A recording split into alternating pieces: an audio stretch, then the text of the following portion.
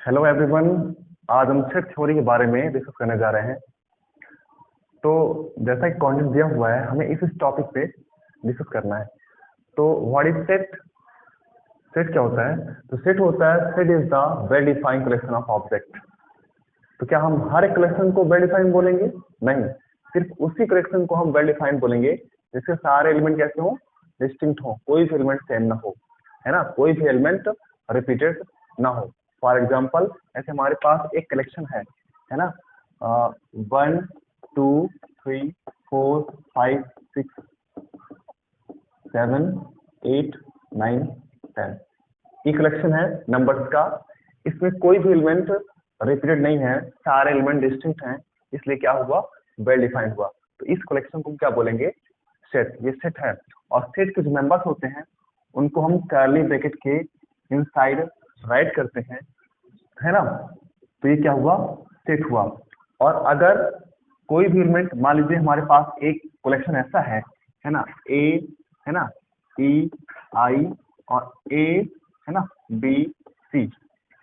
तो जो ये कलेक्शन है, इसमें जो एलिमेंट्स हैं वो क्या है, रिपीटेड हैं। सारे एलिमेंट जो हैं वो डिस्टिंक्ट नहीं है, अलग अलग नहीं है। तो ये कलेक्शन जो है वेल डिफाइंड नहीं है, इसलिए ये जो कलेक्शन है ये सेट नहीं है, नॉट सेट, है ना। तो कौन सा कलेक्शन सेट होगा, कौन सा नहीं होगा, इसको हम आसानी से देख पाएंगे, है ना। अब जैसे जो सेट होता है, सेट को नोटेट कैसे करते हैं? तो इंग्लिश अल्फाबेट के कैपिटल लेटर से सेट को शो करते हैं इस मैनर में, एक्स, वाई, जेड, ए, बी, सी, ऐसे। और सेट के एलिमेंट्स होते हैं, उनको हम इंग्लिश अल्फाबेट के स्मॉल लेटर ऐसे ए, बी, सी, अगर आवश्यकता हुई तो इन लेटर से सेट की मेंबर्स को शो करते हैं। अब जैसे ऐसे लिखा हुआ है ए, ऐसे लिखा हुआ है, इसका मतलब जो ए है सेट ए का मेंबर है ना। जो ये लेटर दिया हुआ है ये बताता है कि जो ए है ना, वो सेट ए में है। और अगर ऐसे लिखा हुआ है ए, ऐसे लिखा हुआ है, इसका मतलब सेट ए है, सेट जो एलिमेंट ए है वो ए में नहीं है। A is not in A not belongs to set A, है ना। तो इस तरीके से, है ना, ये हमारा सेट हुआ। अब हम डिस्कस करेंगे रिप्रेजेंटेशन ऑफ सेट। सेट को हम कैसे रिप्रेजेंट करेंगे? तो सेट को रिप्रेजेंट करने का दो तरीका है। सेट को रिप्रेजेंट करने का दो तरीका है। एक तो क्या है, एक जो तरीका हमारे पास है वो क्या है, एक है लिस्टिंग मेथड है। अब हम रिप्रेजेंटेशन ऑफ सेट के बारे में बताएंगे। तो सेट को रिप्रेजेंट करने का दो तरीका है, एक है listing method,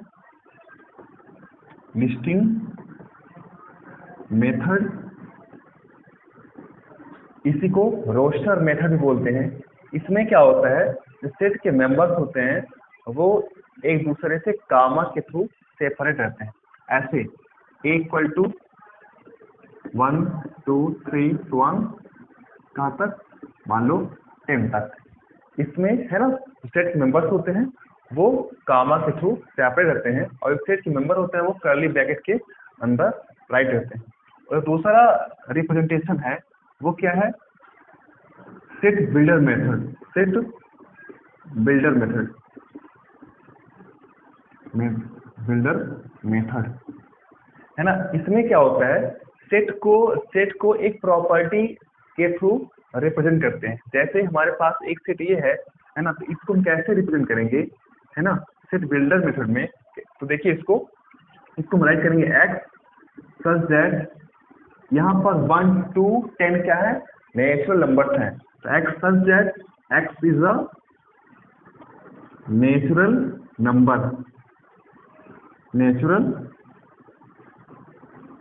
number, and x is less than or equal to 10।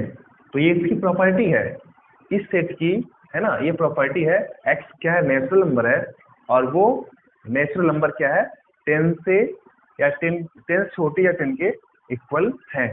तो इस तरीके से सेट का रिप्रेजेंटेशन होता है दो तरीके से, एक है लिस्टिंग मेथड, दूसरी है सेट बिल्डर मेथड। अब हम सेट के टाइप के बारे में डिस्कस करेंगे, है ना। तो सेट के एलिमेंट के डिस्ट्रीब्यूशन के बेस पर सेट का टाइप होता है।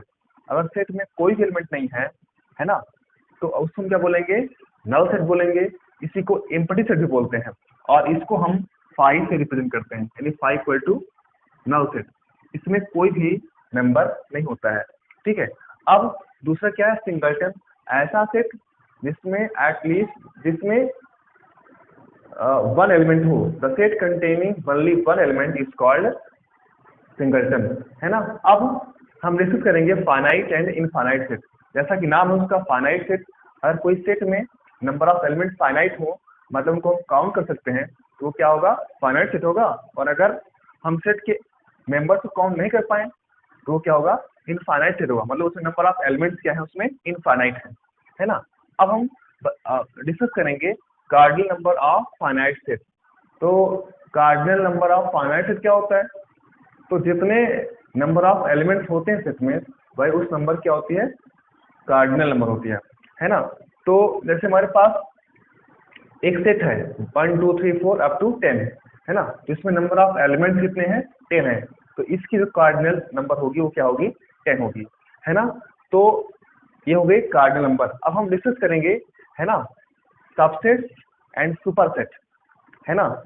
तो दोस्तों सबसेट क्या होता है, हमारे पास सेट है अगर पहले से, तो हम सेट के कुछ एलिमेंट्स को लेकर के एक नया सेट बनाए, है ना, तो उसको हम क्या बोलते हैं, उसको हम बोलते हैं सबसेट ऑफ गिवन सेट, है ना। और जहां से हमने एलिमेंट लेकर के, जिस सेट से एलिमेंट लेकर के हमने सेट बनाया है, उसको हम बोलते हैं सुपरसेट। और जैसे हमारे पास ए और बी दो सेट हैं, तो यदि ए के सारे एलिमेंट बी में कंटेंट हैं, तो हम क्या बोलेंगे, जो ए है बी का सबसेट है, A is subset of B. और जो बी है वो ए का क्या है, सुपरसेट है। मतलब जहां से हमने एलिमेंट को लेकर के सेट बनाया है, वो क्या होगा, सुपरसेट होगा। और जिसको हमने सेट बनाया है वो क्या होगा, सबसेट होगा, है ना। तो ये हमारी बात रही सबसेट और सेट की। अब हम डिस्कस करेंगे इक्विवेलेंट एंड इक्वल सेट।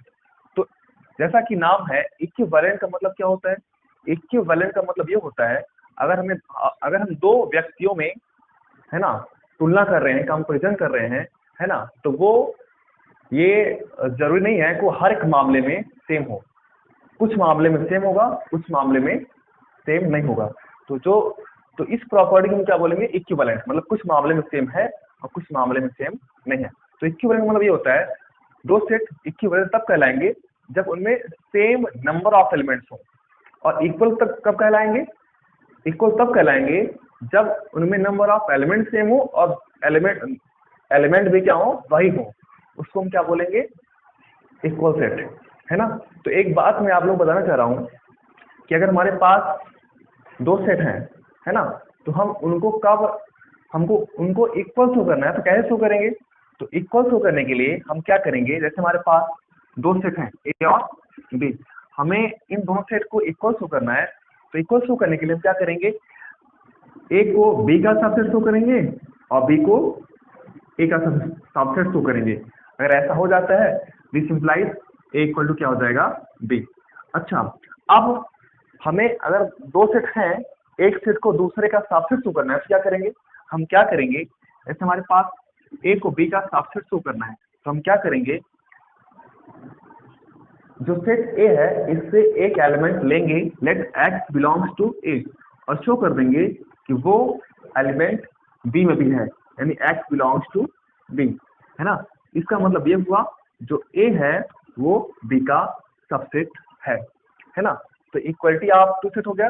अच्छा, प्रॉपर सबसेट क्या होता है ना। एक हमारे पास दो सेट हैं, हमारे पास दो सेट हैं ए और बी, है ना। तो ए को हम बी का प्रॉपर सबसेट कब बोलेंगे, जब बी का एटलीस्ट वन एलिमेंट ए में ना हो, है ना।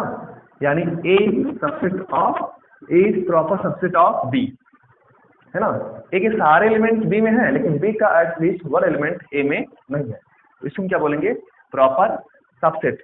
अच्छा, अब हम बात करेंगे यूनिवर्सल सेट के बारे में, है ना। तो यूनिवर्सल सेट क्या होता है ना, universal set if all the set, universal set, universal set if all the set under the consideration are subset of given set. हमारे पास बहुत सारे सेट हैं, वो सभी सेट किसी एक सेट की क्या हो जाए, सबसेट हो जाए, तो हम क्या बोलेंगे, जो गिवन सेट है जिसके ये सभी सबसेट हैं उसको हम क्या बोलेंगे, यूनिवर्सल सेट। जैसे हमारे पास A इक्वल टू 1 2 3 है ना, B इक्वल टू जो है ना 3 4 5 है ना। तो एक हमारे पास एक ऐसा सेट है ना, मान लीजिए U इक्वल टू है ना 1 2 3 4 अप टू 10। तो जो ये है, ये जो A और B है वो इससे क्या है, सबसेट है। तो U क्या हुआ, इन दोनों क्या है, यूनिवर्सल सेट है ना। If all the set under the consideration of subset of given set, ठीक है। तो ये क्या हुआ, यूनिवर्सल सेट हुआ। अच्छा, हम बात करेंगे पावर सेट। पावर सेट क्या होता है ना।